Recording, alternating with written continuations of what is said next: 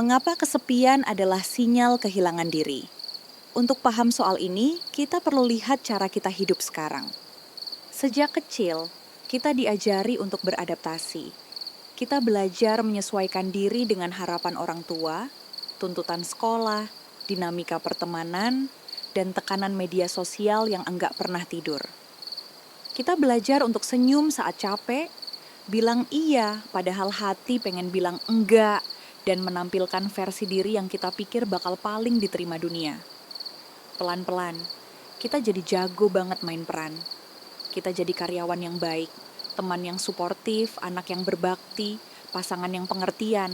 Ini semua bagus, tapi ada bahaya tersembunyi. Saat kita terlalu fokus memenuhi ekspektasi dari luar, kita mulai abai sama suara dari dalam. Kita lupa nanya ke diri sendiri. Sebenarnya gue mau apa? Apa yang bikin gue merasa hidup? Apa ini beneran diri gue? Disinilah kekosongan itu muncul.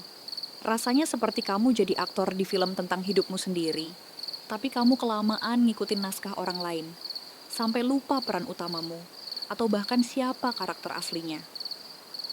Jarak antara siapa kamu di dalam dan topeng yang kamu pakai di luar, itulah yang kita rasakan sebagai kesepian mendalam.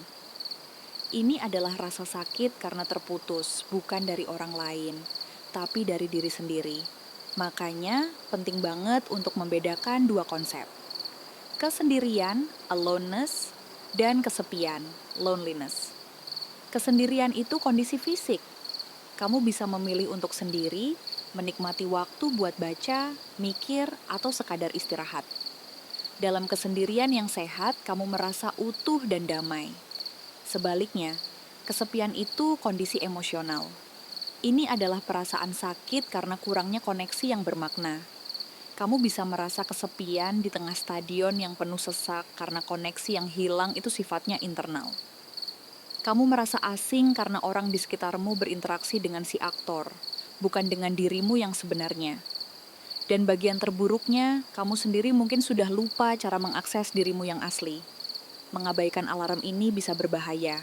Banyak studi menunjukkan bahwa kesepian yang dibiarkan berlarut-larut punya kaitan erat dengan peningkatan risiko berbagai masalah kesehatan. Kondisi ini dikaitkan dengan depresi, kecemasan, stres kronis, bahkan sampai masalah kesehatan fisik seperti gangguan tidur dan penyakit kardiovaskular. Jadi anggaplah perasaan ini sebagai panggilan untuk bangun. Ini kesempatan untuk berhenti sejenak dan bertanya, di mana gue kehilangan diri gue dan gimana cara nemuinnya lagi?